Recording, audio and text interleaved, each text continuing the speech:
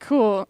So before we get started, we should probably do a content warning. We're going to talk a lot about death and also like specific body preparation stuff. So if this is an uncomfortable subject for you, now might be a good time to hide in the bathroom for an hour or Order that beer? or order a couple beers for yourself, etc.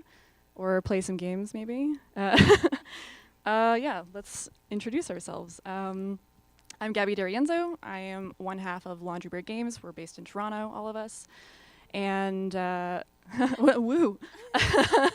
I am the artist and game designer of A Mortician's Tale. When I'm not making games with Laundry Bird Games, I also work as a freelance game artist. Recently, I've been working on Celeste, which is also in the arcade this weekend, and some other games. And when I'm not making games, I run a podcast called Playdead, where I interview game developers about death in games. Death is my jam. So. Cool. I'm Kaitlin. I was the lead writer on A Mortician's Tale. I'm a freelance and contract writer and narrative designer for games, and I am also the author of a recently published book on storytelling in Borderlands. So if you like Borderlands as much as I do, let's talk. Hey, I'm Jen. I'm the sound designer on A Mortician's Tale. Yes, I'm just a freelance sound designer working mostly on video games lately. I'm also a producer at a video game company in Toronto. That's my full-time job, and sound design is kind of my freelance jam that I really love. Back to Gabby. It's okay, we can figure it out later. It's all good. Worst case scenario, I'll just hold it against my speaker, and then we'll...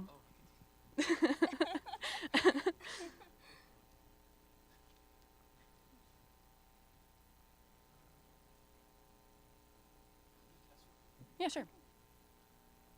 Yeah, no worries. Take your time. How? Just hold down Option, and then... No, I'll do it. No, I'm not doing it for you. Okay.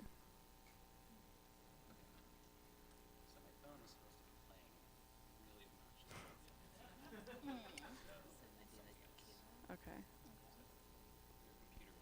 Thank goodness. Cool. Thank you so much. Okay, we're just gonna keep talking. All right. Let's go put this back up. So yeah, together with a few of our teammates, we made A Mortician's Tale, which launched last month, exactly a month ago? No, a day off of 1 month ago, for PC and Mac, and is available for through Steam, Humble, and itch.io. And it is a narrative-driven job simulator where you play as a... Thank you so much. It's a narrative-driven job simulator where you play as a mortician running a funeral home and tasked with the things that funeral directors are tasked with. And so the three of us are going to talk about the art and the game design and the writing and sound design of the game. So, a little history about where this game came from. I have a lot of mortician friends. I don't know, I seem to attract death cool people, I don't know. And have always been really interested in their jobs. I'm always really curious about what they do. And so I knew I wanted to do something creative with that. But it wasn't until I read this book by Kaitlin Tremblay called Smoke Gets in Your Eyes that I was really inspired to make a game about it. So Kaitlin Tremblay is a LA-based mortician slash YouTuber slash author, and she's amazing and hilarious. And she wrote this really good book called Smoke Gets in Your Eyes, which is like a semi-autobiographical book about her job as a mortician. And specifically, what's really cool about it is it talks about kind of the history of the Western death industry, and it also goes into some details about how she got started in the industry and kind of follows her along this path of, you know, at some point, a couple years into her job, she decided to go to school for it, kind of learn some weird things about the industry, like corporate side, and then how she decided to leave that and kind of start her own business and kind of change things up. So it's really, really cool. And after reading that, I was really inspired to make a game about her story specifically, or like inspired by her story. Kaitlin's also where I learned about the death positive movement, which sounds like a really weird term, but basically death positivity, kind of like sex positivity, is the idea is when you talk about a taboo subject, you make it less taboo. And in the case of death, the more we kind of are comfortable talking about death and are comfortable discussing it, the easier it is for us to make decisions for ourselves and for our loved ones when we need to. So the idea is not to like erase feelings of death. It isn't like, my mom died and that's fucking awesome. Sorry for swearing. I do that a lot, it's gonna happen. But it is the idea of, you know, accepting like and understanding grief and being able to talk through it when something happens. And so after reading Kaitlin's book, I was inspired to make a game. So I made this prototype in Pico 8. And I don't know if everybody knows Pico 8 is. It's like a fictional fantasy console. It's like a very limited game making tool. Actually, Celeste was also started in Pico 8. So pretty neat thing. So this was like mid 2015 that I prototyped this. And then I took some screenshots, put them on the internet, and was like, okay, that's enough of that. But then I got a lot of people like tweeting at me and messaging me, asking me about specific things about this. And I was like, hey, maybe I should make this into a real like, full game. And so, so I talked to my partner who's sitting right here, and we decided to make it into a full thing. And so we are from Toronto, which is in Ontario. Oh, thank goodness. Yay. Yay! Thanks, Adam. Yay, Ontario! Yay, thanks, Ontario. So for those who aren't familiar, Canada has a ton of really awesome grant systems for video games, tons of them. And we're really fortunate and lucky to live in a space where we are able to apply for these things. And so in like the fall, winter of 2015, I applied to Ontario Arts Council for a little grant to make this game. And for some reason, they gave it to me. Very appreciative, but also thank you. And with that grant, I was able to bring on more people, which I was able to bring on Kaitlin and also Jen and Andrew, who's our programmer in the front, and a few other people. And so that's kind of where the game came from. And so we didn't actually start, I guess, like fully making this up until like a year ago. And between then and receiving the grant and like fully starting to work on the game went through a lot of iteration. So this is what it looks like now. It has come a long way from this. And yeah, it was a lot of iterating on what the design of the game was, because at first I thought about making a game that was very explicitly about death in video games. So you were going to play as a mortician dealing with the bodies of video game characters. So like Lara Croft would drown or something, and you'd be like, whoa, here's how I would deal with a body that has been drowned. But it felt really ham-fisted and kind of didn't really do what I wanted it to do. Being inspired by Kaitlin and being inspired by our mortician friends and kind of their careers and the important work they do, this really ham-fisted version of the game didn't really fit with that, so we decided to move away from that. And so it's kind of transformed into what the game is now, which is very like slow and has a specific story to it and is very narrative-driven. Even then, it's gone through a few changes too, because at first I thought about having like dialogue, like the main character would have dialogue and she would speak and have like be a spoken character, and you would have people at funerals say things and you could respond to them, and there would be like a good or negative or a medium option. But that felt like it didn't really fit either, and we changed that for a few reasons. So the number one reason is that death is so uniquely personal for everybody. And so it felt really weird to kind of have a story, like a Nathan Drake-like character, where they have a specific way that they deal with things and you're kind of following along with it. It didn't really fit for what we were going for. But also because as a mortician, a lot of your job, I should also say this too, we did a lot of research, a ton of research on this game. Like my Google search history is messed up. But one of the things we talked about, and we did a lot of consulting with morticians and funeral directors, and kind of the biggest thing that they do is it's not really about what they say to people, it's more about listening and listening to people's grief and being there to listen to it. And also, even as people who are not morticians, I assume that's the best thing you can do for somebody when they're grieving, is just be there to listen to them. And so by making Charlie, who's our main protagonist, by making her silent, we kind of create this vessel for players to kind of insert themselves into. And there's still a story. There's still a story about like what happens to Charlie and what happens to the funeral home as you progress through the game, but it's silent. So there's no dialogue options. You're not responding to anybody. I think that immerses it a lot better and also kind of puts the focus on the mourners of people. I should also probably just describe what the game is, because I really haven't up until this point. So, in A Mortician's Tale, there are 8 different bodies of the deceased that you deal with. So all of them are different, have their own different stories, and most of them have different procedures that you need to do for those bodies, based on them or their family's requests. So, the game takes place over 8 bodies, but as you progress through the game, you're seeing the funeral home change as well. So it starts off as like a mom and pop shop. And then at some point during the game, it gets bought and owned by like a larger funeral conglomerate, which happens a lot. And then towards the end, it kind of changes. So the kind of loop of the game is when you start the game, there's a little like desktop here, and you go to your desk and you have your emails. And this is where most of the story comes in, is by reading through Charlie's emails. And so through here, you can kind of learn about your colleagues and your bosses, and you have like your best friend that always emails you. There's a newsletter that you can read that kind of gives you more information about the death industry, and it's through here that you are like start the day, right? So after you go through this and you explain what body you're working on, then there is the actual procedures. So whether it's through burial or cremation, you actually go through and you do the procedures of it. And then once you are done preparing the body, then you attend their respective funerals. And so you go and you listen to, and you can like interact with everybody who's there and kind of listen to how each of them are grieving and kind of what their stories are. Oh, my phone turned off. Please don't. And so the game is incredibly linear. There's no branching paths, and it's really like a game about discovering story by playing through the game. And this is really intentional, and the mechanics are also intentional and support this. So the like body mechanics in the game are really inspired by Trauma Center. That's tiny. Let me just look at that anime girl. Hello.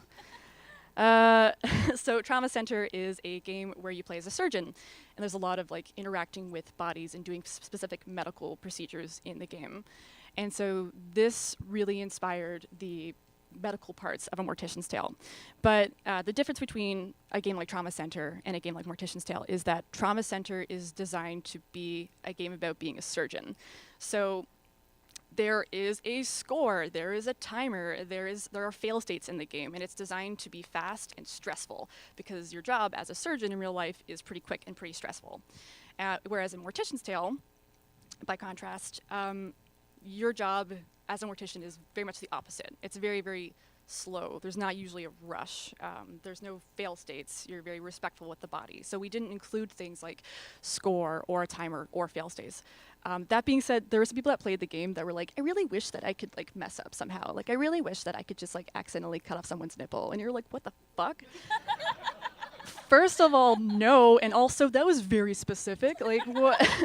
So yeah, there's no fail states or anything in the game, and that kind of supports what A Mortician's Tale is. So that's like some more specific medical stuff you can do in the game. So talking about the art, I'll go to the art part of this. So if you look back on our Pico 8 prototype, initially I was thinking about making the game a pixel art game, and we decided to move away from this ultimately because we wanted to do some specific things like show eye caps or show mouths being sewed shut and that kind of stuff, and it doesn't really translate all that well in pixel art, so we kind of wanted to change that up, and so we ended up doing this kind of low poly 3D style. I also was pretty new at 3D at this point, and so I was like, let me do it. But the biggest thing we took away from the Pico 8 prototype was the palette. The reason why the game looked like this when I made it is because Pico 8 has like 16 colors, so it's very, very, very limited, and this is kind of just like what I came up with. But I actually really like this kind of, I don't know, melancholic, super somber color scheme. So we brought that over into what the game looks like now. So it is very purple, and this kind of works for multiple reasons. I think it kind of reinforces the game's themes. Just thematically, it looks very like sad, but also kind of hopeful. But it also does a lot to help us mask some of the more gross things in the game. And so the biggest challenge for us was trying to find a balance between being as accurate as we possibly can about the subject matter, while also understanding that this is a very uncomfortable subject for a lot of people, and making sure that we kind of find that line between accuracy and comfort. And so having this kind of monochrome-ish, it's not quite monochrome, palette, helps us mask some of the grosser things that goes into death. So, you know, the bodies are not jaundiced, there's no blood, there's no other bodily fluids, and that's kind of where that comes from. Also, the way that people look, there's a little bit exaggerated, a bit more cartoony. Heads are bigger, eyes are larger, and that kind of helps break uncanny valleyness. It's a little bit easier to deal with a body when it doesn't exactly look like you. Yeah, and this, I don't know, this kind of balance, I think, supports the narrative of the game. And like, this balance and support also extends to the writing and sound design, I think, too. Yeah. Segue. Yeah. Okay, so I guess I'll go next then, since that kind of dives into kind of my approach to writing a Mortician's Tale. So I'm a person who has had a lot of death in my family. I have probably gone to a funeral a year for the majority of my life. Like, at least like a good 20 years, I've gone to a funeral a year. And they're all very different to me. There are some funerals. My brother's best friend died when I was 19, and that was a really sad funeral, but we also made a lot of jokes during it because we were kids and we didn't know what we were doing, but it's how we grieved, right? And when the class clown dies, you remember and you mourn through telling funny stories. And I remember we were at this Orthodox Polish church, and because my brother's best friend was Polish, and we were kind of giggling and laughing and like sharing good stories, and like for the first time since he unexpectedly died, having like a really nice time together. And these nuns came up to us and were like, "You have to shut the fuck up right now." And we're like, "I'm sorry, did you know him?"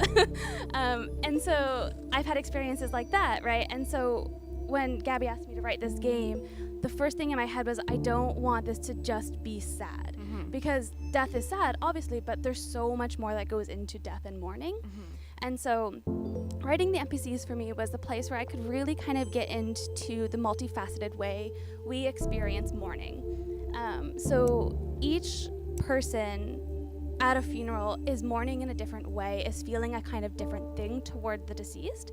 And that's because mourning is predicated ultimately upon your driving emotion toward that person, right? So when Camille died, we were able to laugh and smile and feel good, not about his death, but because he was a good person. He brought us happiness. But then when I was a 12-year-old girl and a girl on my baseball team died, there was no laughing, there was no jokes, it was awful, it was sad. And it's because of the predominant emotion, right? So as you're kind of talking to different mourners at the funerals, you're hitting all these things. There are some people that are just devastated and are crying, are getting at the interpersonal dynamics between the mourners and the deceased. But then there's also people that are just like, I'm hungry and I don't like this food. And also she would have hated this music. And it's because these things that you're feeling at a funeral doesn't mean you're not feeling it. It just means you're filtering it through your own emotions. And so tackling it through this kind of prism was really important for me. And it sounds like it's been clicking really well with people. Yeah. So I'm just gonna check my notes. My note here says funerals can be weird. I went to a funeral once with my family that I didn't really know. It was kind of a strange family, and we just tailgated it. And I was like, I'm pretty sure this isn't okay. So funerals are weird, and while we couldn't put in a tailgating scene, I felt like, as best as I could, getting at the actual true dynamics behind mourning. So players aren't just like, I'm sad and this is making me sadder. I'm just gonna add something. Hello.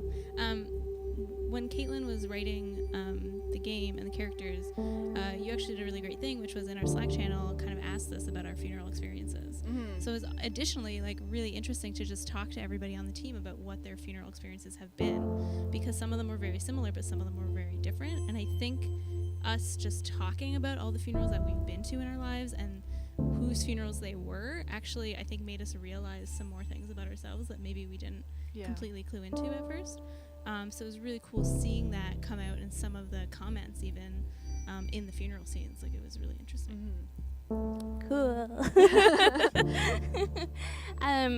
So the other major writing component to this game, and I see Gabby has it up here, is the emails. Yeah. And so the emails serve two purposes. They serve to let you know what to do. So you get your work email from Amy Rose, and she tells you kind of here's who the deceased is, here's what they need, and sometimes there's conflict within those emails, and it's meant to kind of get at the difficult parts of funerals and death that we don't want to talk about, right? Like, if you want something specific for your death, but you don't get a notarized will, your next of kin has power to change that, right?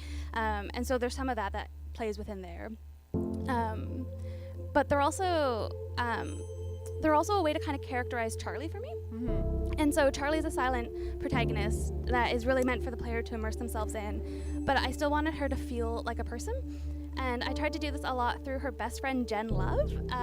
So Jen is her super upbeat, really awesome, the best friend that you would ever want, I've been told by other people.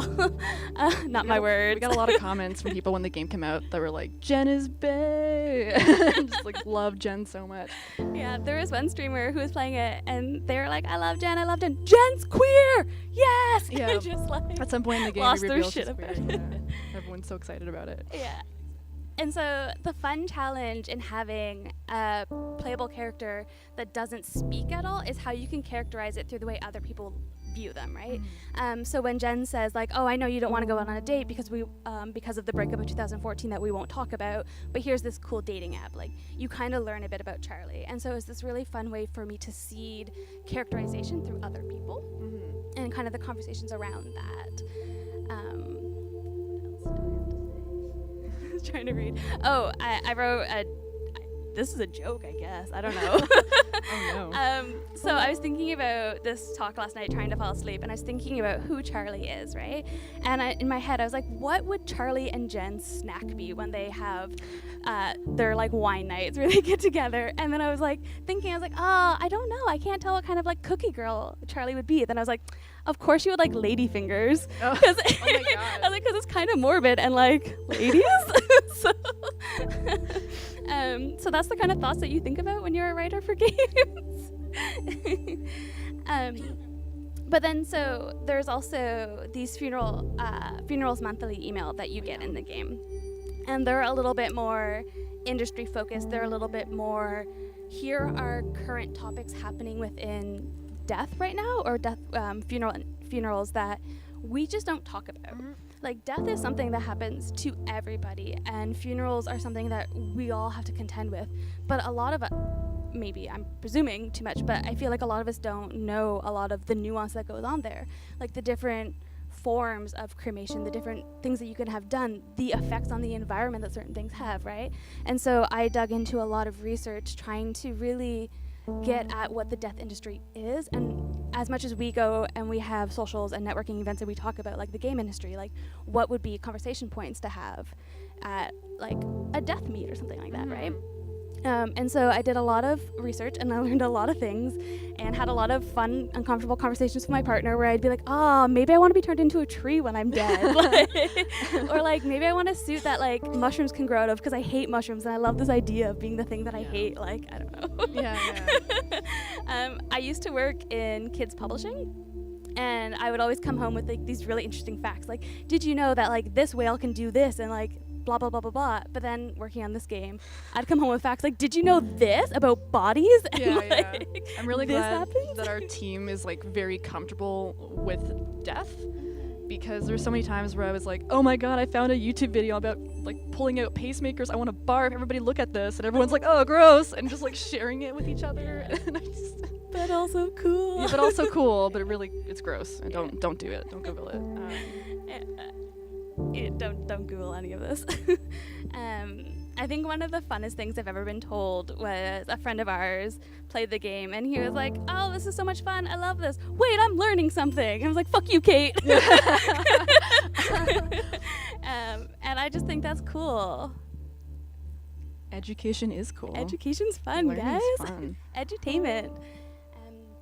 Yeah, so that was kind of the main approaches and the main aspects that I really wanted to include in the writing of this and how to make it kind of feel real and how to give it a narrative weight when you're not making decisions, right? Because we all prioritize player agency so much, right? Especially as a narrative designer, there's a lot of this kind of conversations happening, and so I really tried my hardest to make every bit of text very, very meaningful. And there's a lot of text, and I hope people like it. Do you want to talk about sound stuff? Yeah, sure. So going back to when, I guess, Gabby and Andrew first asked me to work on the game. First of all, I was so thrilled because Gabby and Andrew are fantastic people and make amazing things. Thank you. And then when I found out that it was going to be this game, I was so excited, which I feel like maybe is kind of a strange reaction, but it's something that, sort of death and the way that we perceive it and things, it's something that I've always been, I feel like, more interested in than I realized. And things like, I was completely obsessed with the show 6 Feet Under. Like, I loved it. I thought it was so interesting and fascinating and all these kinds of things. And so when Gabby and Andrew were sort of describing what it was going to be and the procedures, I was like, oh yeah, no, I know those. No, we're good. Yeah, I got this. Like, it's all on TV. I know what's up. And then kind of the same thing where you're doing this research. It's like the more you learn about it, the more you want to know about it. So yeah, I'm pretty sure we're all on government watch lists somewhere because 100%. I definitely have watched like cremation videos and like lots of embalming videos and cremulator video. Like, Yeah, YouTube's a surprisingly good source. yeah, YouTube's great for super weird. Yeah. Of course it is. You know. But so when it came to the sound design, sort of talking to Gabby and Andrew about what they were trying to do, and sort of trying to make this something that was accessible for people, even though it was a very uncomfortable topic and can be very difficult for people, and I totally understand that. I tried really hard when it came to the sound design to sort of reach that same kind of balance, and it was something that I was really thinking about before even like the art style was completely sort of like done, was finding this balance between it being realistic enough but also felt really satisfying, because that's something I think is really important when you're looking at sound design for games. Is it's different than TV and film, which is like very linear and things, because you need to give players that feedback to let them know that they're doing the right thing, or at least to make it feel satisfying. So in order to do that, the sounds have like a little bit of a sort of cartoony pop, but just to make them feel really satisfying, but also kind of like realistic enough that it sounds like what it is. And I guess like Gabby has said that like a few of your mortician friends were like really pumped about the way the embalming machine sounds. Yeah, they're like, you nailed it. Yeah. This is exactly how it sounds. Yeah, it was really good. which was, I was like, thank you, cool. I watched a lot of embalming videos, so yeah. So I thought that, so I'm like really glad that people who like this is actually their industry, sort of connected to that. That was very cool. Yeah, I don't know. It's just been like such a lovely experience working on this game with like this team, and sort of making this entire project.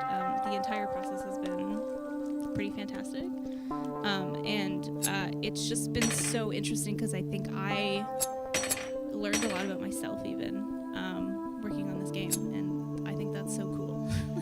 I just want to point out really quickly my favorite sound in the game, which is the scalpel dropping. I don't know, it's very I'm sorry, this is very satisfying. So I'm sorry, Andrew, you were getting really deep, and I was like, well, hold on a second, this scalpel noise. I appreciate that though. Yeah. Cool. I just want to show off the embalming machine noise, because it's really, it's so good. It's what an embalming machine sounds like. You massage the body to push out blood, push in formaldehyde. This is the part where we start geeking out about this stuff. Yeah. This is our entire Slack channel. It's like, oh, fascinating. Did you know about water cremation? Because I didn't until I started working on this game. To that point, I did a ton of research for this game, and not just about Western death industry practices, but I did a lot of research into international funerals, and I consulted with as many people as I could to kind of also broaden the perspective as well. We kept it very Western for a reason. that's where we're from, that's our family knowledge, this is what we're doing. Mm-hmm. But there were still instances where when I could include others as kind of a counterpoint, or just to broaden our understanding, because funerals are vastly different, even within Western, like even within North America, different faiths have different practices. And kind of looking into and talking with people about those details was really enlightening to see the way death is perceived across the world and across different cultures and different faiths, was really, really eye-opening for me in a lot of ways too, because I've been so immersed in how the funerals that I've gone to have been with those nuns yelling at me all of the time. To see that a lot of times for other people, it is a celebration, right? And I tried to really, as much as I could, honor that. Mm-hmm. I don't know if I have anything else to say. I was just going to say one of my favorite things was reading through, like when you go attend the funeral and you talk to everybody, was there was two specifically. One of them was like, why do I ever wear stockings to these things? They're so itchy and the worst. And I was like, I have literally said that for sure at a funeral, being like, what do I do? I'm so uncomfortable. Yeah. I mean, probably for other perhaps reasons, but also additionally the physical. My favorite one is there's one person who's like, man, I'm so hungry. And the other person's like, you're always hungry. And I was like, I feel called out. That's me. Everybody I know is in this game. Yeah. Also, there's a little child here playing definitely not a Nintendo Switch, which is something I think you saw at a funeral once. Not the Switch, but it was like some sort of game console. And I thought that was a really, really nice touch, because kids just like, I remember being a kid and being like, I don't give a fuck. Just. Well, and also sometimes families in a situation like this where there's a lot emotionally going on will very purposefully give the kid a game to play with. Yeah, that's fair. Do we have any questions from the audience? We got one right here in the middle. Hi. Oh, hold on, let me get to you. Just yell at us.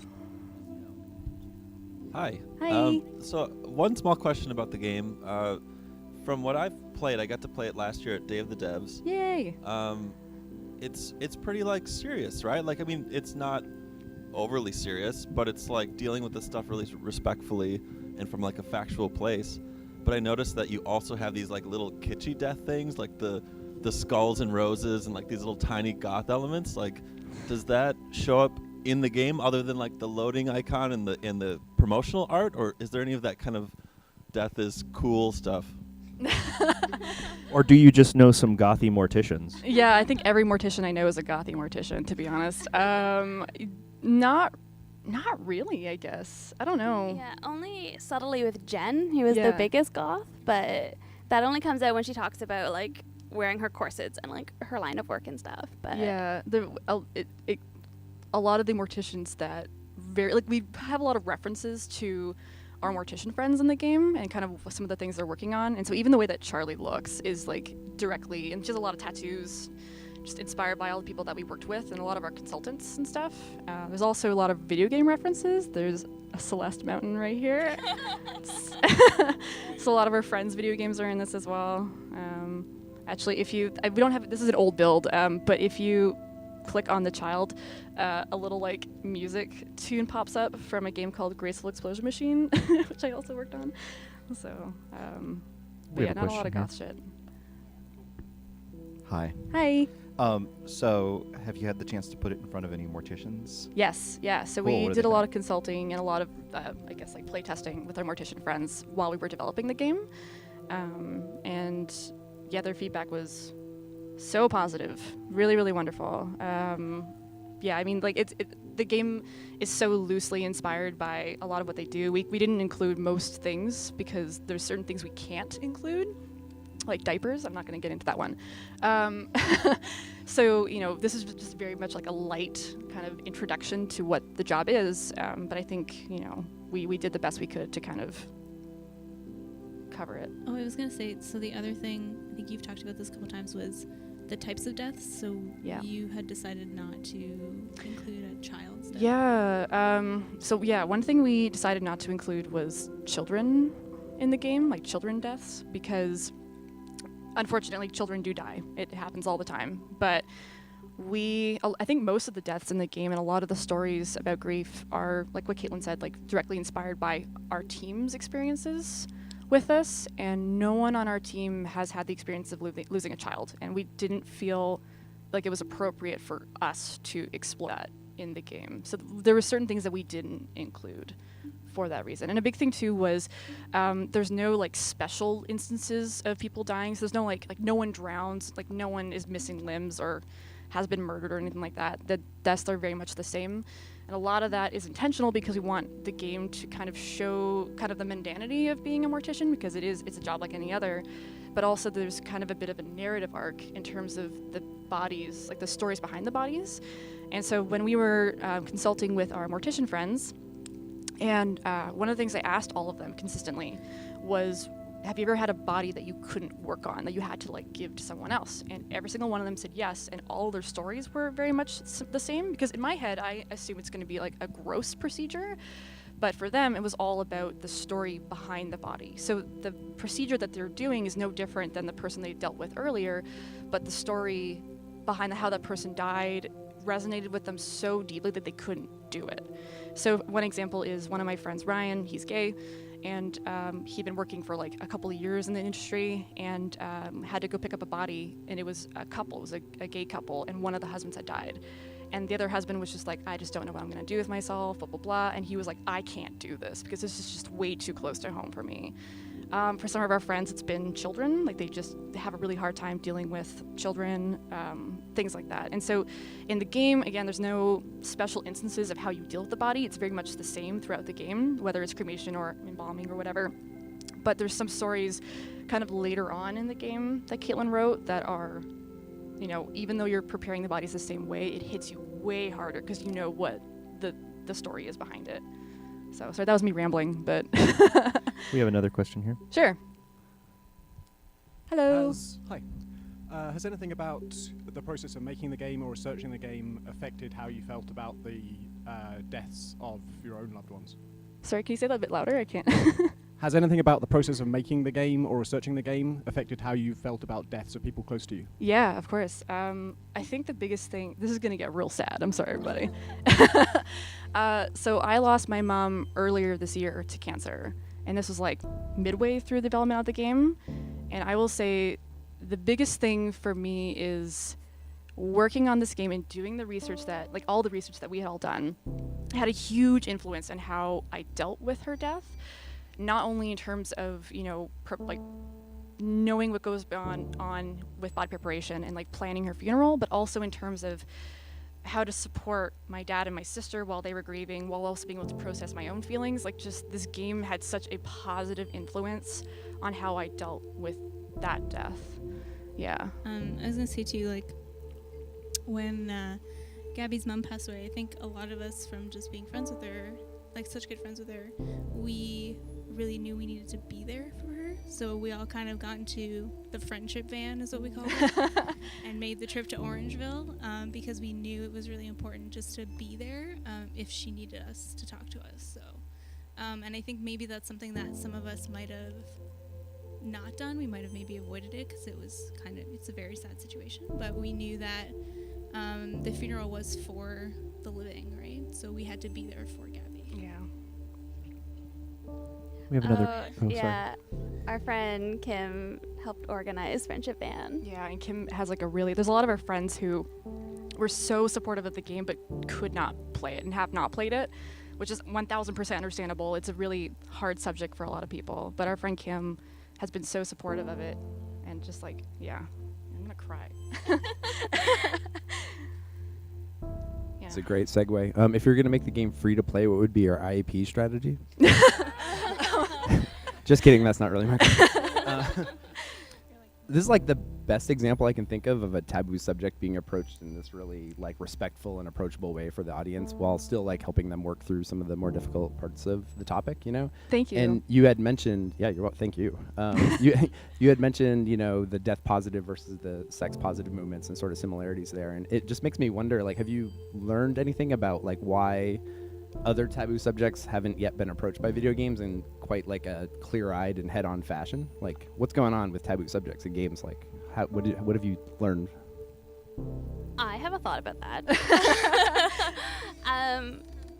I think a lot of taboo subjects don't often get covered in games, and we're starting now to see a lot more get covered because more diverse people are making games, and I think diverse people come with a frame of knowledge and a perspective that these things aren't taboo, right? Like, and I don't just mean death, and I don't just mean sex, I just mean in general, right? There are things that marginalized people feel and experience and know differently, and I think now that we have the barrier to creating games is lower and more people can do it, and more diverse people are being welcomed into the field, we're going to see a lot more of this kind of stuff. Yeah, that's a good answer. I think we have another additional question here.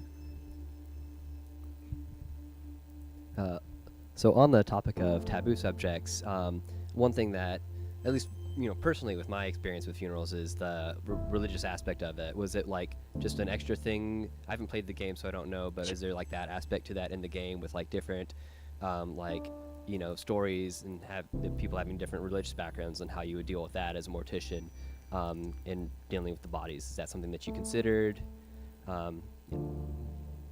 Yeah. In the game, like in terms of the actual bodies that you're dealing with, there's nothing like that at all. Just we try to play it as neutral as possible, or not neutral. Sorry, just very like Western. The game is very much about the Western death industry and some kind of weirder things we do over here that don't really apply to a lot of other religions or other places. And so there's not really, we don't really talk about it too much. I know you mentioned that you did a lot of research, and there's a lot of like email newsletters about different cultures and different religions and how they deal with it. But in terms of like what you're actually interacting with. Yeah, I was gonna say there's a couple of conversations in the funerals where when you're sort of like clicking to see what people are saying, there's some conversations about like, this feels so weird because in my culture, like I'm used to funerals being like this. So there's a reference to it, but yeah, you're not sort of doing those types of procedures. Yeah, I did include with discussion with Gabby too, the monthly funeral email newsletter thing. One about just different funeral customs around the world, and then one also about what to wear if you're going to different funerals, right? Because that's the thing. The first thing I always ask if somebody's like, "Can you come to this funeral with me?" and it's not a Western Catholic funeral, the first question is always like, "Yes. What should I like? Is there anything I can bring? What should I wear?" Right? Because you need to be respectful no matter what, right? And there's a lot that doesn't translate between. So not much, but where we could, we did. Yeah. All right. This has been really great. Everybody, please give a warm round of applause Thank for you so much. Team Laundry Bear. Yay.